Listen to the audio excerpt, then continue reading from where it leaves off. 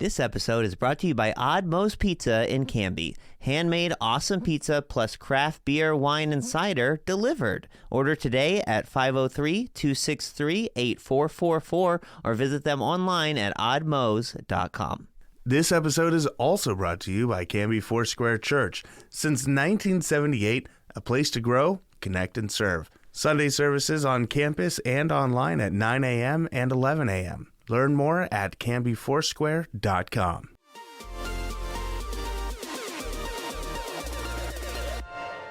Welcome to Now Hear This Canby, your source for news. The threat of a possible teacher strike was avoided this week. There's a new, irresistibly cute creature winning over fans, and its name is Scootaloo. Sports. It's like Lucy in the football. You want to kick a field goal, but they take it away from you. We had to learn how to win. Goal can't be in the last second of the game! And interesting conversations. Because I'm one of the strongest girls ever, and I know that for a fact. I just really enjoy writing gossip as if I was a bear. With an old maid daughter that make the best moonshine in the coast. And if it would have hit me in the face, I think I would have died. I really do. I guarantee you would have died, man. Are you kidding me?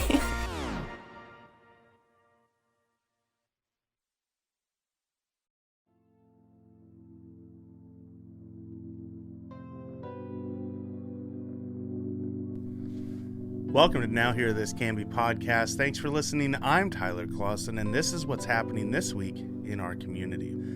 2 people were killed and 4 more injured in a collision on an Oregon Department of Transportation snowplow on Mount Hood Highway Saturday afternoon on the eastern edge of Clackamas County. The crash occurred approximately at 3:40 p.m. near milepost 59 east of Government Camp and less than a mile from the border of Hood River County, Oregon State Police officials said. According to investigators, a Subaru Outback operated by 26-year-old Althea Spahn of Beaverton was westbound on Highway 26 with 4 passengers when she lost control, spun out, crossed into the eastbound lane, and was struck by the oncoming ODOT snowplow operated by Jesse White, 29 of Troutdale. 2 passengers in the Subaru, 24-year-old Lillian Alma Spahn and 28-year-old Micah Paul Strauss, both of Portland, were pronounced dead at the scene. The 3 surviving occupants of the Subaru and the operator of the ODOT snowplow were transported to local hospitals for treatment, troopers said. The roadway was closed for approximately 6 hours while investigators and first responders worked the scene. Poor road conditions were a significant factor in the crash, officials determined. OSP was assisted by American Medical Response, Hoodland Fire, ODOT, the Clackamas County Medical Examiner's Office, and the Clackamas County District Attorney's Office. White was not the first or only ODOT employee to be injured in relation to this week's winter blast, which dumped up to 10 inches of snow in parts of Portland and stalled traffic for hours on Interstate 5 and 205. An ODOT operator, a 10-year veteran of the state's incident response program, was injured Friday morning when his truck was rear-ended by a passenger vehicle on the shoulder of 205 near the south end of the Glen Jackson Bridge. The ODOT operator had been assisting a semi-truck that had been struggling on the icy road and had his chevron lights activated at the time of the crash. This is a reminder that we all need to be extra careful out there, said Ryan Winsheimer, Portland area manager of ODOT. ODOT and other emergency responders are out risking their lives to keep the roads safe for us every day, and we need to move over, slow down, and give them the space to work.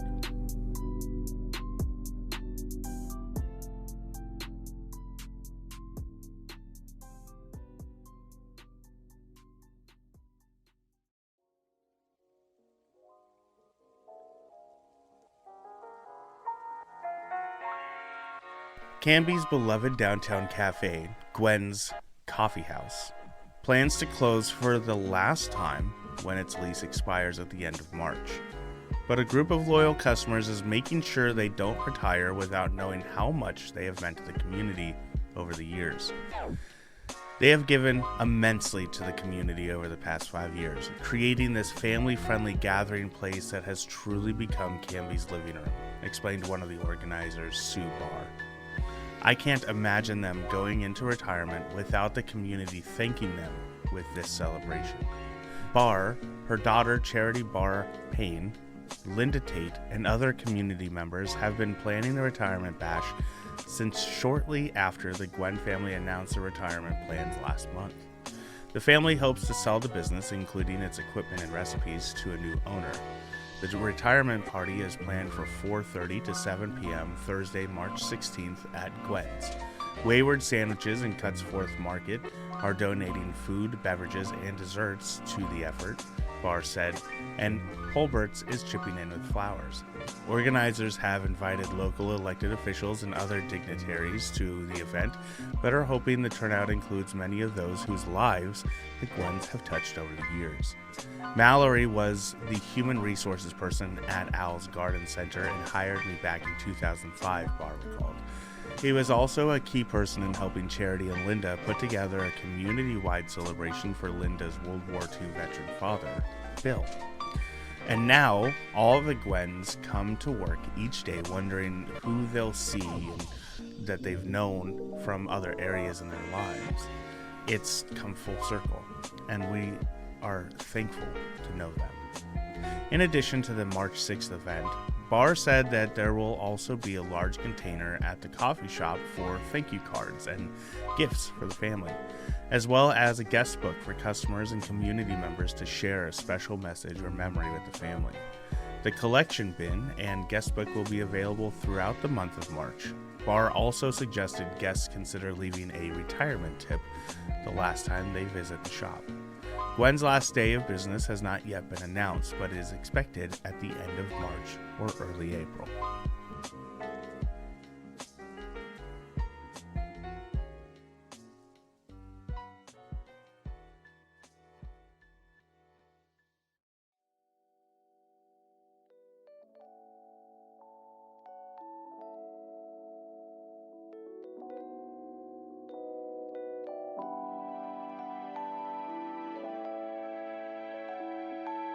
While this week's wintry weather and continued sub-freezing temperatures necessitated some scaling back of Saturday morning's Iwo Jima Remembrance Ceremony at the Canby Adult Center, it failed to derail the event completely.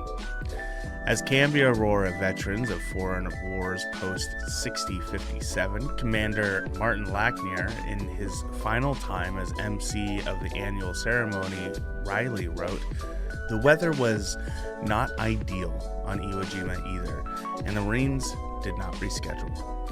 The event is traditionally staged on a Saturday before or after the conventional Iwo Jima Remembrance date of February 19th. It has been held faithfully every year since the small Iwo Jima Memorial was installed outside the Canby Adult Center on the battle's 50th anniversary in 1995. The event was organized by the VFW Post and Auxiliary, with support from other partnering groups, organizations, and individuals. Iwo Jima was one of the bloodiest battles in World War II, particularly for the U.S. Marine Corps, which lost almost 7,000 men in 36 days of fierce fighting. Those in attendance this year include local World War II Navy atomic veteran Arby Irwin, Korean War veteran Leonard Rothenberger, and Vietnam veteran Jerry Baggy. According to tradition, Irwin and other veterans, along with family members and dignitaries, sprinkled packets of black sand from the island on the rock at the Canby Adult Center that is dedicated to those who fought at Iwo Jima. Dignitaries included State Representative James Heeb, who was also an Iraq War Marine veteran, Canby City Council President Tracy Hensley, and City Councilor Jason Padden. For photos, visit our website on Facebook or Instagram at Canby Current.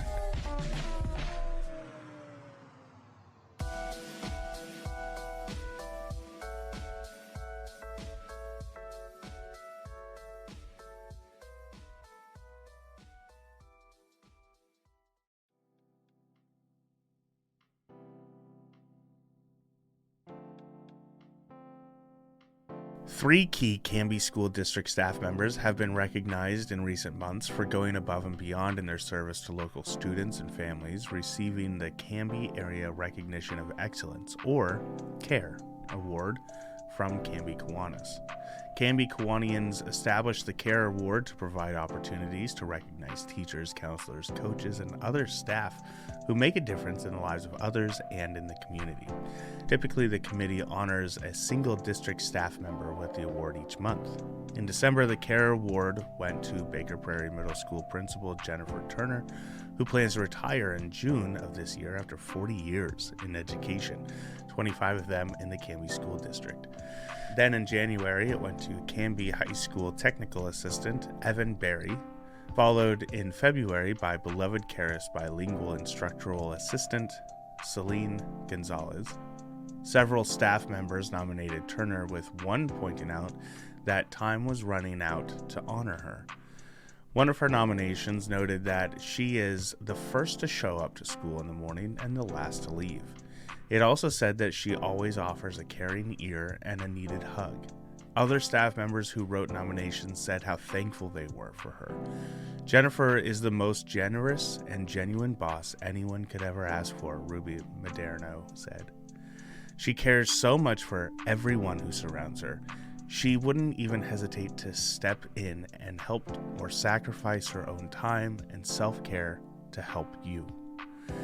With the award rotating schools for the first time this academic year, next up the Canby High School, and the award going to Barry, who went above and beyond to serve students this fall when he stepped up to get certified as a teacher to fill a gap, according to his nomination. Barry developed the curriculum, systems, and structures for the class. Now, in his regular role, Barry continues to share his depth of knowledge and build trust with his students. Then, just this month, the CARE Award went to Gonzalez, who was shocked when the district staff arrived at the CARE's front office to surprise her. Gonzalez reportedly goes above and beyond to make all families feel welcome at CARES and is always asking what more she can do to help. We could not do the work that we do without Celine, her nomination said. She makes CARES better. As CARE Award winners, Turner, Barry, and Gonzalez were invited to the corresponding monthly school board meetings and honored there. They received a plaque and a gift basket from the local businesses in recognition of their work.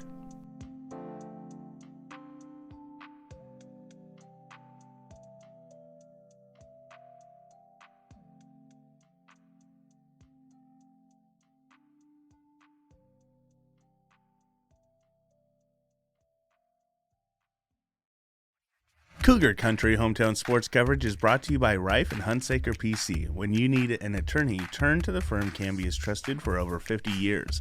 Call them today at 503-266-3456. For the latest sports news, follow us on Twitter at Cougar Country and Instagram, Cougar Country Pod. Trying out for wrestling for the first time this season proved to be a good move for Canby Jr. Tyler Knold, who claimed second in his weight class and was the Cougs' top performer in the USAA Wrestling State Championships at the Veterans Memorial Coliseum in Portland on Sunday. An unseeded rookie going into Sunday's match on the sport's biggest high school stage, Knold was defeated by top-ranked Vaughn Halstead from Thurston, narrowly missing his chance to bring Canby its first individual wrestling title since 2010. Knold's road to the finals was certainly no cakewalk, taking down 7th-seeded Brian Cortez of Eagle Point in the opening round and upsetting 2nd-ranked Emiliano Roca of Dallas by a 6-5 decision in the quarterfinals. Knold is well known to Canby fans on the gridiron, where he has been the Cougs' starting running back and go-to offensive superstar, leading the Northwest Oregon Conference in rushing yards for 2 years straight, despite missing 4 of 9 games due to injury in 2022. But wrestling has come naturally to the multi-talented athlete who won his first tournament after only 3 weeks of practice. He went 27-6 in his rookie season this year, including his eyebrow-raising performance at the state championships. In other performances, senior Ethan Ensrud capped his outstanding high school wrestling career with a bronze medal finish in the 160-pound division, defeating Silverton's Oscar Marks with a pin at 158 in the consolation finals. Ensrud, the top seed in his bracket, went 4-1 in the tournament, defeating Churchill's Caden Schmidt by fall in 1 minute 47 seconds, and Dallas's Eli Hess in an 11-0 major decision before a loss to Ridgefield's Dylan Lee kicked him into consolation bracket. Ensrud went on to pin Putnam's Kyson Clay in 4 minutes 57 seconds to qualify for the third place match. Jackson Doman at 182 pounds and Gideon Noss at 220 pounds both claimed sixth place finishes for the Cougs, adding 12 and 13 points respectively to the team's score. The Cougs finished in 8th place with 96 points, ahead of Hillsborough and just behind Silverton at 101.5. A total of 18 Cougar grapplers qualified for the state brackets. They included Cody Stevenson, Dean Williams, Craig Williams, Nico Yazzolino, Matthew Young, Benjamin Young, Landon Sprague, Thomas Marquise, Peter Sansone, James Kananen, Isaiah Parsons, Wyatt Samarin, Gabe Baker, and Paul Mazinla.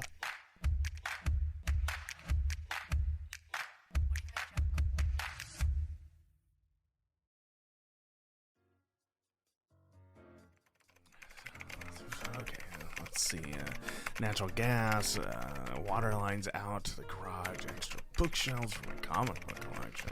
Hey, Tyler, house hunting, huh? Find one with everything you're looking for? I might have. This one has an ideal floor plan and all the utilities set up the way I want. It's perfect. Well, that's great. And the place has the internet service you need as well? The internet? I guess I didn't think to check that. Tyler. Internet is an important utility just like electricity and water. Before you decide on a home, it's always a good idea to make sure it has access to quality, high-speed internet. Okay, but how do I do that? I don't have the time to call around to different providers and see what they offer. Hey, ain't nobody got time for that. All you need is the new Fiber Homes extension for Zillow. It's a simple plug-in for your internet browser that automatically tells you if any real estate listing has a fiber connection and who the provider is. That way, you know even before you schedule a walkthrough if the property supports super fast and reliable speeds. Okay, well that's pretty cool. So how do I get this browser extension thingy? Just visit directlink.coop/fiberhomes. They have instructions for how to set it up. And the best part? Any home in the Canby and Mount Angel areas with a fiber connection is going to be served by DirectLink. So not only do you have access to reliably fast gigabit speeds and amazing local service, but also unlimited data, no hidden fees, and advanced Wi-Fi equipment included with every package. Okay. Oh, look! This one does have fiber! Sweet! Hey, I'll be invited to the housewarming party, right? As long as you bring a computer. If you or someone you know is searching for a new home in the area, visit directlink.coop/fiberhomes to find results that have access to DirectLink's fast, reliable, and secure fiber optic network.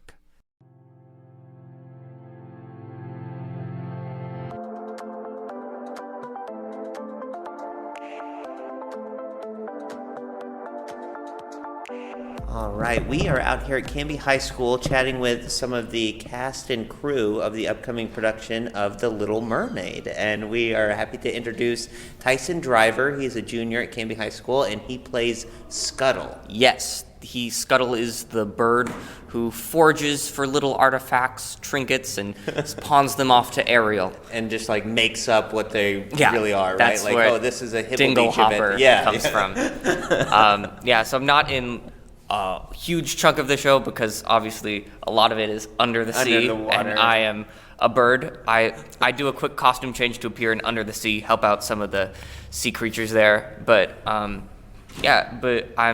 I do really like the character of Scuttle just because he pops in and he only has a couple scenes, but his scenes are very memorable. Yeah. It's a very comedic role, right? Yeah. Tell me how you got to get into doing comedy. Well, I've been getting a lot of I want to say I'm just a very funny person naturally. I was about to say I've gotten a lot of comedic... Natural, yes. Yeah, I've gotten a lot of comedic roles, but honestly I've been playing a lot of villains' assistants. Okay. Has been my main roles for a long time. Usually are the comic relief. Yeah, I'm the comic relief in real life, I would say, because I've been trying to be threatening for most of the roles, but this is a nice change of pace where I can be funny, be silly. Yeah. I got a little voice going. How did you come up with that? I just did it during audition. I was like, I'm going to tweak it because that really wears down your voice if you do it a lot. Right. And I just stuck, so I try not to do it too often. Yeah, so you deserve it for opening night. Yeah, absolutely. Don't lose my voice. Yeah. So tell me about The Little Mermaid. Obviously, everyone knows it's a Disney movie. Everyone's seen that. I imagine there's some similarities, but are there some differences as well? We read through a couple scripts before this year started, and this was the script for a musical I really liked because it has a bit of a different structure. I'd say that Prince Eric gets a lot more character development and time to appreciate Ariel for who she is rather than getting distracted just because Ursula has the same voice. Right. He really does choose her at the end, which I think is really nice. There's also quite a bit of added songs, and they're all very good, especially She's in Love. And if I'm going to be biased, my song, I do like quite a bit. You have a song? Yes. Okay. Yeah. The Scuttle did not have a song in the movie. Yes, he does not, and since I appear enough, they give me a song. Nice. Positivity. You'll need to come to the show to hear it. But it's sneak peek. Yeah. Way to sell it, man. Very nice. Very nice. I always wondered why Ariel, when she loses her voice, spoiler, sorry if no one's seen it, but why she didn't just write a letter or something to explain the situation. I didn't think about that. I think that would probably be I'd say because she doesn't necessarily know how to write English-wise. Could be. Maybe they have a different written language down in the ocean, little scribblings on the rocks. Yeah. She doesn't know how to read, though. She has books and stuff in her little cave. Okay. But anyway. Something. You don't have to defend the movie, guys, so don't worry. So tell me a little bit about your past career with acting and productions at Canby High. I've been doing every show since 7th grade. That's when here in Canby that's when theater sort of opens up. Not a lot of elementary schools have a club. Yeah. But with Baker Prairie, I think we started with the 12 Days of Christmas, and I was just a little kazoo playing man there. Which you now brought to your Scuttle voice. No. I was mostly focused on cross country at that point, and then I realized this is really special. Made more time for it. I got Ed in The Lion King that year. I was gonna be Iago in Aladdin the next year, and then COVID happened. It got shut down. There was a lot of little bits of theater. There was a Cinnamon Bear radio drama we did over COVID on Zoom. Yeah, and you were part of that. Yeah. I was a different experience. And Santa's helper in that or something. Yeah.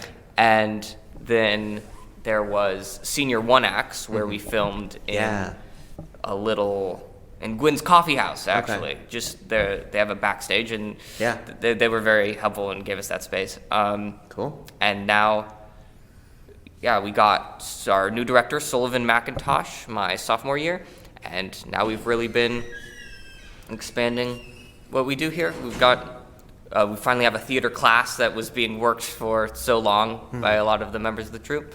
So that's part of the curriculum now? It's a elective class. Awesome. I know students and parents and advocates have been pushing for that for a while. So that's awesome. To help it, make it a real sort of club that you can take your knowledge from the class and help out. Because also this isn't limited to acting. We've been getting a lot of really great tech people in too, especially India Stoltz, our student tech director. Yeah. She's a sophomore and she's been leading so much of all of the making everything, you know? So tech's been really good too. We're a really good community here, and that's what I really value about theater. Awesome. Gotta ask you about your costume. It's very practical, right? It's not like a Halloween costume that's sort of made, like you kind of pieced it together, like obviously orange socks, orange knee socks for the orange legs and the flippers.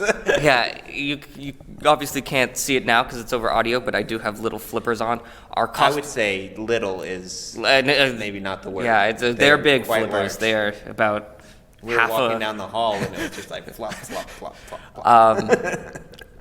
Our costume designers worked to not necessarily have that. Because in some productions of the show, you can see, like, we went to Party City, we got a crab costume kind of thing. Right. We're using what we have in our closet. We're getting extra ideas. I like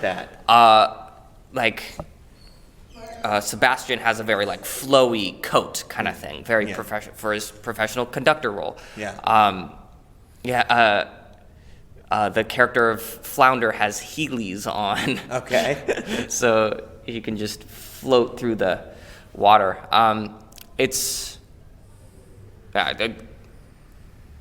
Sorry, I got tripped up there. It's just meant to embody that character without necessarily being that fish, because that would just be basic. What they were going for with my character, Scuttle, was a dad on vacation kind of thing. I have a Hawaiian shirt on in the show, too. I love that. Yeah. Yeah, awesome. So you have to wear socks. I've got some orange socks on because can't be without. Yeah, awesome.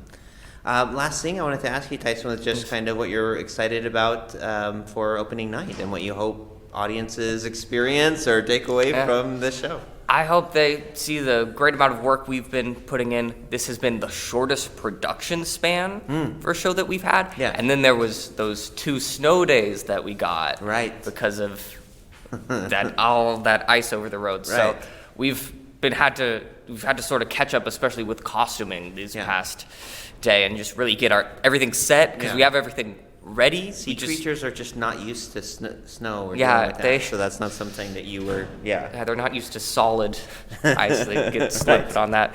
And I hope they really have a fun time and just enjoy the new songs, enjoy the songs they know. Nice. Just see the work we've put in and enjoy it. Great, thanks, Tyson. Yeah. All Okay. right, go find me another victim. Okay, I shall. All right, tell me your name and what you do in the show. I'm Emerson Sager, and I'm an assistant stage manager. Okay, awesome. So I've been talking to some of the cast today, and they have just been praising to the stars the crew and all the tech that goes into the show. It's crazy, right? Yeah. Yeah. Tell me a little bit about it. Well, as a stage manager, we are with the production from the very beginning. Yeah. So I feel really lucky to be in a position of tech where I get to see the entire show come together. Yeah. Because a lot of tech people just come for dress rehearsals or final rehearsals and stuff. Yeah. But being in this position, it is really cool to be able to see the entire show come together. And that also gives me really cool insight on things I can do to better the production. So this production, me and my stage management team have been trying to do a lot of like mental health awareness type of things. Really? Because it's exhausting. Yeah. Being here, we're here 3 hours every day. Yeah. Aside from snow days, like how we've been getting or things like that. But from the beginning of this production, I told our directors and everyone, I was like, I really want to try to focus on the mental health aspect of what we're going through. Yeah. Because it is a lot, and it's more than sports, you know, and I think people don't really realize it. Yeah. So that's been a really special thing for me to try to foster that, kind of community that can nurture those types of things. Yeah. So that's been really fun. Yeah, awesome. For a show like this, for a lot of theater, I feel like the spotlight, right, is usually on the singing and the talent and the acting, right, and obviously the tech is crucial to any production, but for one like this, it's really more front and center and really is like over the top and really critical to the show coming off the way it's supposed to come off. Do you feel like that's true for a show like this? That it really is instrumental to kind of everything that goes on the stage? Yeah, completely. I mean, I was really introduced to it with our previous production of Sweeney Todd. Yeah, because which is a big one as well. That was a huge one. Yeah. Watching that come together was crazy for me because it was really my first like big introduction to theater because it was my freshman year and I didn't really understand, and we were just coming off of COVID, so I didn't get any middle school theater. So coming into Sweeney Todd was huge for me. And I thought that was like the height of theater, and now here we are. Like yesterday we got a speech. All the techies were like, guys, this is bigger than Sweeney was, because I think for Canby, Sweeney was really big. Just it's one of the most complex productions we've ever done here. But it's a very stark contrast between Sweeney and Little Mermaid. Like there's way more moving parts, and even though they're not like as substantial as like someone falling through a platform, they definitely make the show what it is. I mean, even yesterday we had our first dress rehearsal, and seeing everything come together was just so amazing. And it's hard because from backstage you don't get the full idea of what's going on, so it can be a little sad almost. Like I feel myself getting sad sometimes because I'm like, I won't be able to experience what our audience is experiencing, and I never have been able to, because from my freshman year I've been in every production. Well, and the Fine Arts Center is a little weird, right, with the acoustics. I've done a couple of things where I've been backstage and it sounds totally weird. No, I would like almost the first time I was like, oh no, something's going wrong with the sound, but it wasn't. It just sounds so weird back there. Yeah, everything is so different, and I get nervous because I'm like, I've spent so much time on this, and now from backstage, like the waves look so stupid and everyone sounds bad. Like this is so like, why did I even put my time into this? What have I done? Yeah, but then you see like the recordings of people, or how like happy people are. Like I was pinning up someone's dress today because I try to help anywhere. Because I mean, if you could go backstage right now, it's a mess. But I try to help anywhere. I do makeup and costumes, and I try everything. But I was pinning up someone's costume, and she was like, I was like, it's a stressful week, like it's okay if you need help, like let me know if I can help you, or bring you water or food. And she was like, no, like I'm just happy to be here, and I'm happy to see everyone like happy, and it makes me feel bad when people are stressed. And I was like, how eye-opening to see like just people having so much fun. And I can get really down on it just because I'm here so often, and I've gotten rid of so many other commitments to be here. I feel like a lot of us, stage management especially, can be really hard on ourselves. But then like we hear people like that who are just happy to be here and happy that they're in costume, even if their costume is way too long for them or doesn't fit right. They're just happy to be here and to be able to be surrounded by this community. It's gonna be awesome. It's a pretty big production, cast and crew. I don't know exact numbers, but it's definitely bigger, especially coming off of COVID. We were really, really careful because, our directors are super precautious about that, which I'm so thankful for, because we do have a lot of people in theater who come here as like a safe space, if they're immunocompromised or things. But I feel like with this production, we've really gotten to blossom into how much we can have. Way more techies than normal, and also just a bigger cast, with our amazing ensemble along with our leads. How was this show chosen? I know that the students are often very involved with what production you guys pick. So we did Sweeney Todd last year. So that was you mentioned. That was a pretty dark, heavy, spooky. A lot of the parents didn't like it. They didn't want to bring their little kids. I loved it, but I did not bring my kids. No, I loved it too. That was my daughter. It was right before COVID, right? You wouldn't have been at school, but maybe you remember or heard about it. But the Little Shop of Horrors, and I brought my daughter to that just because I thought it would be fun. She was horrified. No, totally. I mean, Audrey got eaten. Spoiler, sorry. It's no worries. It was a lot coming off of Sweeney. So we were like, all right, we need to do something to kind of cleanse the palate of, Canby, I guess. And we had 3 choices. I don't know if I can say it. It was the Beauty and the Beast, the Addams Family, or the Little Mermaid. And I was so against the Little Mermaid. I was like, because from a tech point of view, it's such a hard show. We have no fixed props on the stage, which is crazy. Again, coming off of Sweeney, where it's like we have this huge you have fixed. To change settings so many times. So there's nothing on the stage that stays there. So when we take everything off, it's just a blank stage basically for the whole show. So we have to do all the tech magic and stuff to get it to where it is. So literally, I was telling everyone, I was like, I swear to goodness, if we get the Little Mermaid, I might quit. I can't do this. I can't do the Little Mermaid. And I was literally telling our director this, and she knows that we're doing the Little Mermaid. I was like, Sully, we can't do it. Don't make us do the Little Mermaid, please. I was just like crapping on the Little Mermaid.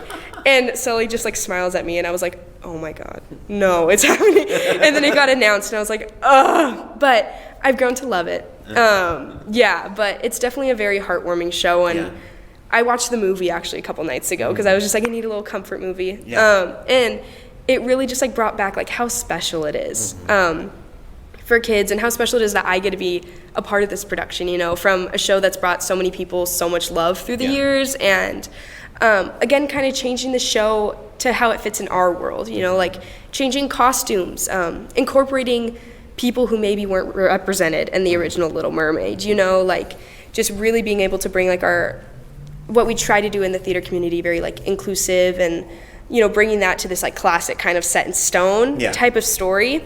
I just think it's really beautiful to be able to take something so kind of otherworldly, you know, like how the Little Mermaid is, like it's a Disney classic, like everyone knows of it, but then being able to kind of bring the lens down and focus it on Canby, and, you know, being like, I was a part of the Little Mermaid, or like for Ray to be able to say, oh yeah, I played Ariel, like that's such a special moment. So I'm really grateful that we have that for our people. Awesome. Thank you so much. Yeah, of course. All right, tell me your name and what year you are in school. Okay. Hi, my name is Araya Moore. I go by Ray, and I am a senior this year. Okay. And you're in costume. Let me guess who you're playing in the show. Eric. No. Of course, star of our show, Ariel. Ray, thanks so much for talking to us. So tell us a little bit about the character to you. Yeah, she's a lot of fun, honestly. I have a lot of fun with her. Yeah. I think some of it's like personal experiences I've had, you know, because she's so much fun to play. She's very bubbly and very like kind of rebellious, and I really like that about her. Yeah. She's sort of whimsical too, which is a lot of fun. Yeah, absolutely. So, yeah. Very kind of wide-eyed. And Yeah. interested in learning about the world. So yeah. Can I ask, is this your hair? Oh no. Okay. Is it a wig or coloring? Or? Yeah, this looks this very is a wig. Yeah. But yeah, my actual hair is shorter. I just asked because I know, like the for redheads and whatnot, like the hair color is very important and kind of very representative of her. Yeah, right. Yeah, got some ginger roots, but not that much. Okay, fair enough. So were you excited when you found out that the theater was doing Little Mermaid? Oh yeah, I've always wanted to like be some sort of Disney princess. Okay. It's a big thing for me. Would you have picked Ariel, or did you have a different favorite? Ariel's like I think my top 3, honestly. Okay, I really like Anna from Frozen. Sure. And I like Rapunzel. But yeah, I think Ariel's definitely up there for me. Yeah. I love her. She's so much fun. Yeah, awesome. You do a lot of singing, yeah? Oh yeah. Yeah. What's that like? Is that crazy? Is that something that you always wanted to do, or? I love singing. Okay. Singing's always been like a really big part of my family. Yeah. So yeah, it's a lot of fun. I have a lot of fun with it. Yeah. Yeah. Are you a big water person? Are you a big ocean? Do you like to swim or anything like that? Funny thing about that, I'm actually terrified of the ocean, which is so funny. Yeah, great character for you. I'm like, get me out. Yeah. Why? Just not a fan. I think when I was younger, my sister tried to drown me. Yeah. And I was like, what the heck? That would do it. Fair enough. Yeah, but we have a good relationship now. Okay, good. The attempted murder is in the past. Okay, fair enough. Talk to a few of your fellow castmates and some of the crew as well, and kind of talking about, obviously, we all kind of grew up with this movie, right? And kind of experiencing it again as a little bit older or young adult. Did you sort of notice things about the story that were a little bit deeper to you or more meaningful to you that maybe you glossed over or just weren't there for you when you watched it as a kid? Yeah, I think, a lot of Ariel's story, it's kind of more touched upon in this, I think. Like you learn a lot more about her. I watched the movie now, and I'm like, I notice all these little things about her. Like, she has all these interests, you know. The human world is so interesting to her, and it's like, yeah, I know what that's like, you know, having these kind of hyper fixations on it. Well, and Ariel is a teenage girl, Yeah. like you are. I mean, do you notice, do you kind of pick up on similarities at all, kind of what that character experiences, and a little bit of what you might be going through, or what your friends might? For sure, yeah, she's... You mentioned the rebelliousness. Oh, yeah. Yeah, I think, you know, a lot of growing up and a lot of like being a teenager, you're kind of just figuring out who you are a lot, and I've definitely gone through that. I can think of so many people who have gone through that, and I just love this story because she's really like... The number of times my dad has forbidden me from going to the circus. Yeah, yeah. But just like, you know, just sort of finding out where you belong, and you know, she just feels like she doesn't fit in underwater, and I think she's finally like getting to know who she is and where she belongs, and that's really, I think that's important. Yeah. I guess the last thing I want to ask you is what you're most excited about for opening night coming up this week. Well, song-wise, I think my favorite song is in Act 2. It's Beyond My Wildest Dreams. It's kind of the song she sings. That's a unique one for the musical, right? Oh, yeah. Okay. When she gets, like, to the palace. And it's kind of, like, in her head. Like, these are her thoughts. And it's like, this is just so fun. Yeah. Cool. Yeah. Awesome. Well, thanks so much. Thanks, Ray. Break a leg. Have a great Thank time. you.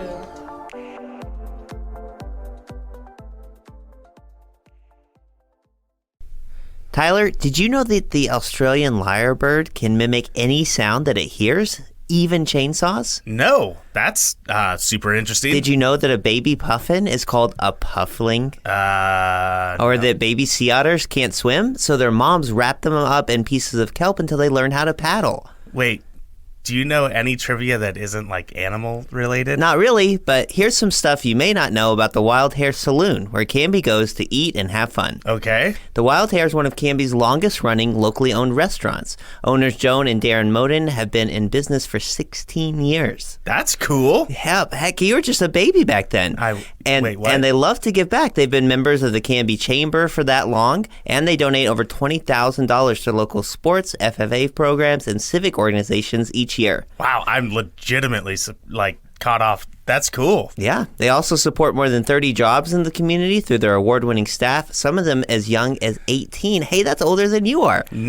Dude, I'm 10 months younger than you. With the days getting longer and the weather getting warmer, the Canby Wild Hare's expansive outdoor patio is the place to be. Furry friends welcome.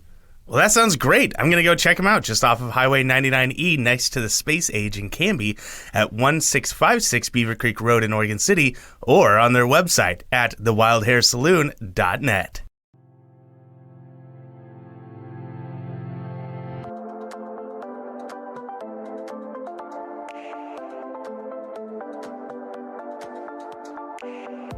All right, why don't you tell me your names and who you play in the show?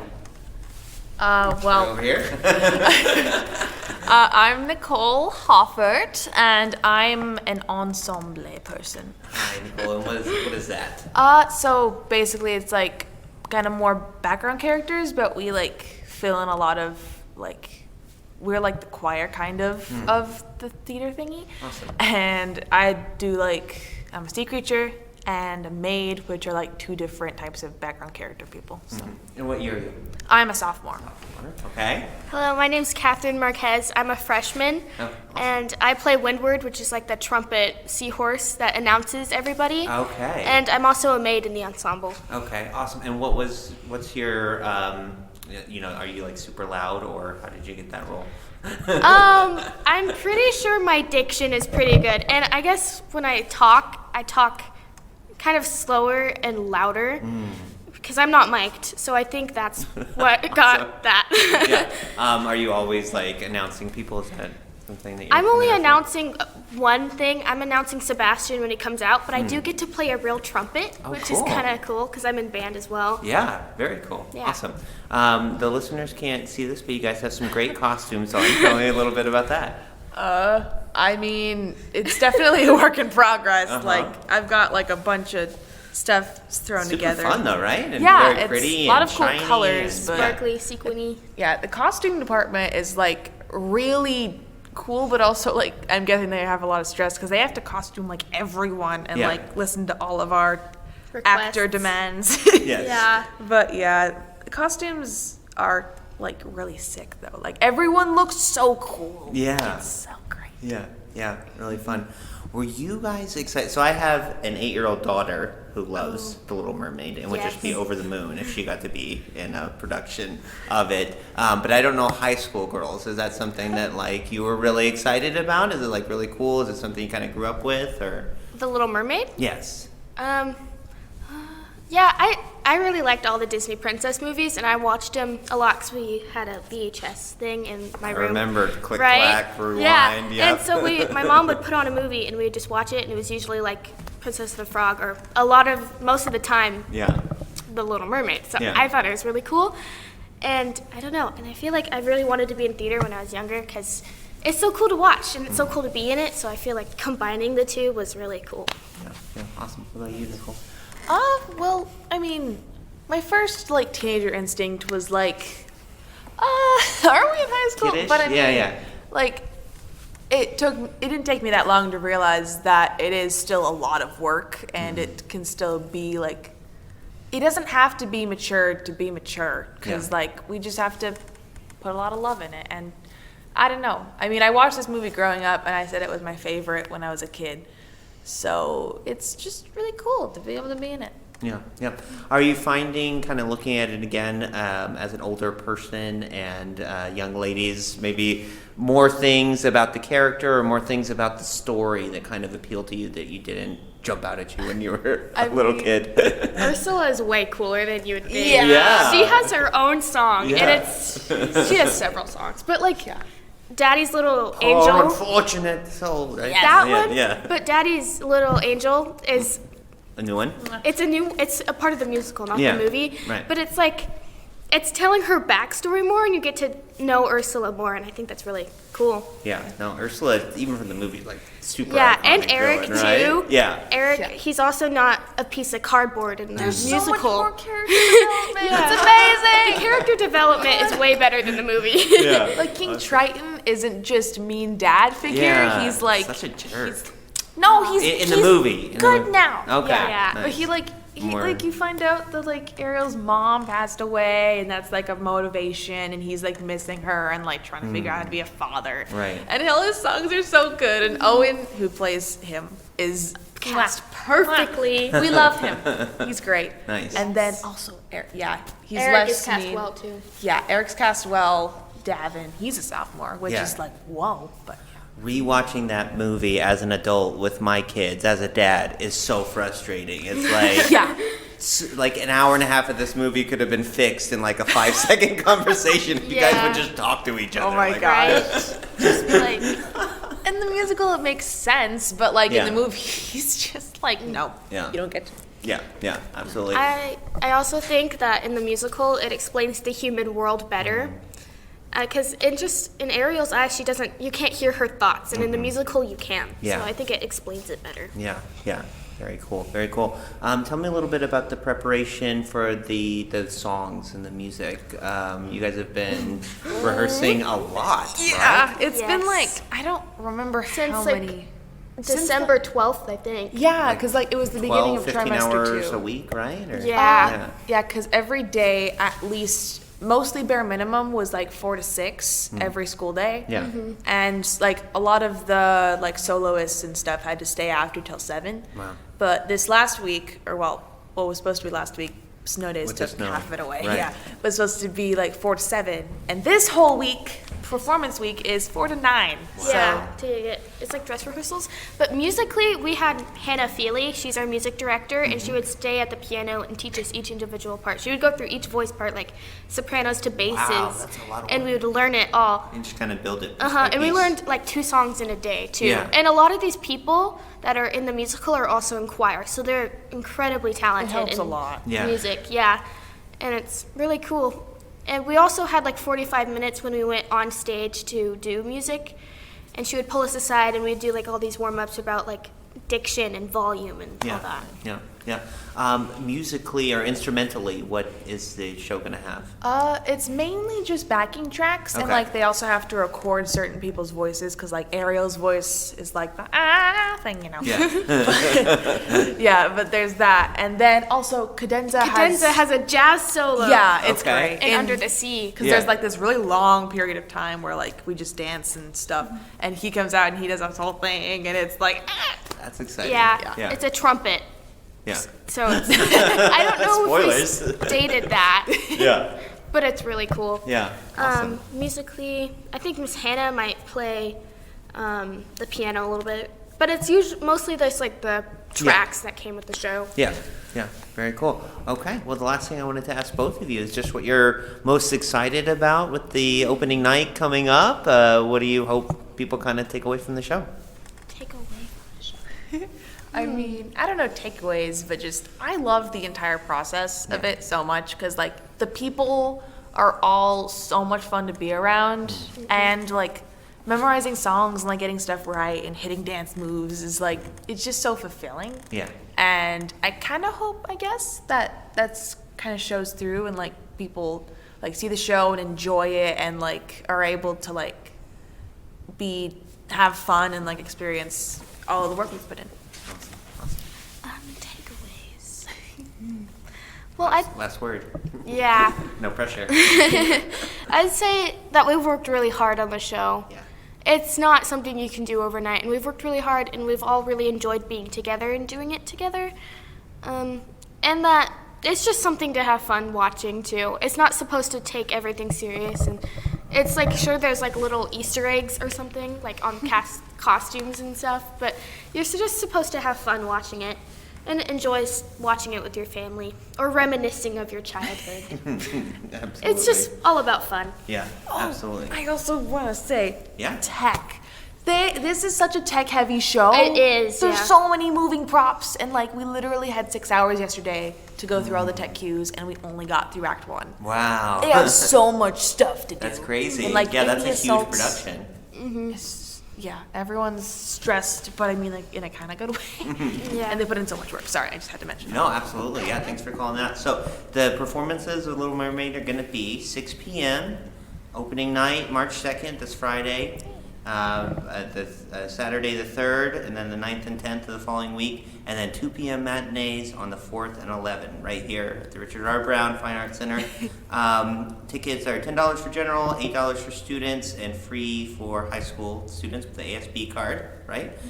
Tickets here at the door? Is that how we're Yeah, doing like it? at the lobby, you walk in through the main doors, and then there's usually a table here. And I think there'll be concessions because there was in Servant, but I don't know if that'll be a thing. Oh yeah, and there's like Usually a there table for gifts you can buy the cast and like T-shirt tables Yeah, and you stuff. get them, Just- like, that's usually all in the flowers. like, main lobby. Yeah. And there's Awesome. also shirts that you can buy. They're like I think they're like $20, and it's just like a shirt for Little Mermaid, and it's cool. Cool. Well, I'm really excited. I'm definitely going to be out here with my kids. Hope you guys just make a huge splash, right? Good show. So, thank you. Thank you for the rim shot there.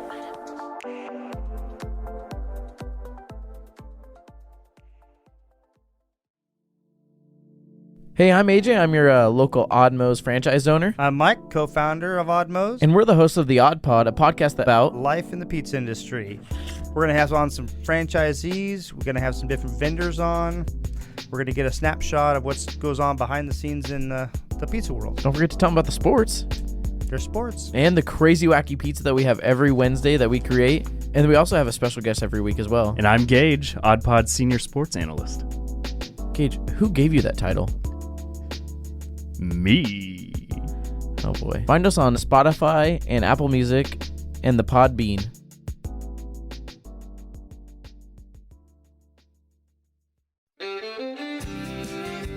Now Hear This Canby is produced by me, Tyler Clausen. Our content director and star reporter is Tyler Frankie. And of course, our show is edited by Cameron Clausen. We also feature the vocal talents of Joyce Struby and James Walden. So a round of applause to them. The song that you're hearing right now is Canby by singer-songwriter Olivia Harms, used with her permission. To find more work from her, you can visit her website, olivia13.com. Now Hear This Canby is dedicated to preserving independent local journalism and redefining local news with our fun, fresh, and energetic brand of storytelling. Our sincere thanks to our local sponsors who make this show possible. Please show your appreciation by supporting the small businesses who support us. The production of Now Hear This Studios, Canby's locally owned, full-service audio, video, and media production company. Our mission is to produce the best content in the universe, and we'd love to help you do it. Find us online at nhtstudios.com.